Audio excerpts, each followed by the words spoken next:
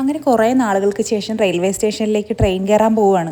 ട്രെയിനിൽ കയറിയ കാലം മറന്നു. രാവിലത്തെ ധൻബാദ് ട്രെയിനാണിത്. ഒത്തിരി തിരക്ക് പ്രതീക്ഷിച്ചെങ്കിലും ഒട്ടും തിരക്കുണ്ടായിരുന്നില്ല. അങ്ങനെ ട്രെയിൻ എടുത്തു നമ്മൾ പോയി തുടങ്ങി. തൃശ്ശൂരേക്ക് പോവുകയാണ്. ഇന്ന് അബാക്കസിൻ്റെ സ്റ്റേറ്റ് ലെവൽ എക്സാം നടക്കുന്ന ദിവസമാണ്.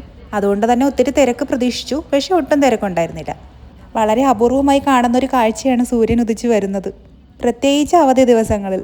ട്രെയിനിലെ യാത്ര അല്ലെങ്കിൽ ഒരു പ്രത്യേക വൈബ് തന്നെയാണല്ലോ. കുറച്ച് വ്യത്യസ്തമായ കാഴ്ചകൾ കാണണമെങ്കിൽ ട്രെയിനിൽ തന്നെ യാത്ര ചെയ്യണം.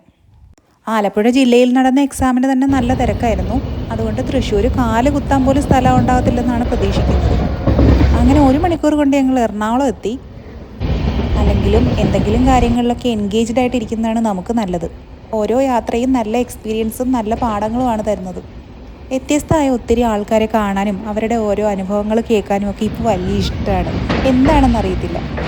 ഒത്തിരി ആൾക്കാരെ കാണാനും പരിചയപ്പെടാനും പറ്റുന്നത് ഈ ട്രെയിൻ യാത്രയിലൂടെ തന്നെയാണ്. എറണാകുളം കഴിഞ്ഞാൽ പിന്നെ ട്രെയിൻ അധികം സ്റ്റോപ്പില്ല. അതുകൊണ്ട് തൃശ്ശൂരേക്ക് പെട്ടെന്ന് എത്തുമെന്നാണ് വിചാരിക്കുന്നത്. വീട്ടിലിരിക്കുവാണെങ്കിൽ ഒരു വിശപ്പും ഇല്ല. പുറത്തേക്ക് ഇറങ്ങിയ അപ്പോൾ വിശപ്പ് തുടങ്ങും. ലക്ഷ്യസ്ഥാനം എത്തിയിട്ട് വേണം വല്ലതും കഴിക്കാൻ. 11:30ക്കാണ് എക്സാം എങ്കിലും 11 മണിക്ക് റിപ്പോർട്ട് ചെയ്യണം.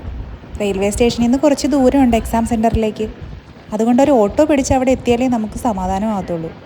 നമ്മുടെ നെടുമ്പാശ്ശേരി എയർപോർട്ടാണ് ഈ കാണുന്നത്. ദൂരെ വിമാനങ്ങൾ കാണാം. സ്വന്തമായി സോളാർ പവർ പ്ലാന്റ് സ്ഥാപിച്ച് മുഴുവൻ പ്രവർത്തനങ്ങളും സൗരോർജ്ജത്തിൽ നടത്തുന്ന ലോകത്തിലെ ആദ്യത്തെ വിമാനത്താവളമാണിത്. സ്വകാര്യ പങ്കാളിത്തത്തിൽ നിർമ്മിച്ച ഇന്ത്യയിലെ ആദ്യ വിമാനത്താവളവും ഇതുതന്നെയാണ്. യാത്രക്കാർ കൂടുതലുള്ളതും ഇവിടെ തന്നെയാണ്. സോളാർ പാടം പോലെ ഇല്ലേ കാണാൻ. അങ്ങനെ നമ്മൾ തൃശ്ശൂരെത്തി. ഇനി ഏതായാലും ഒരു ഓട്ടോ പിടിച്ച് സ്ഥലത്തെത്താം.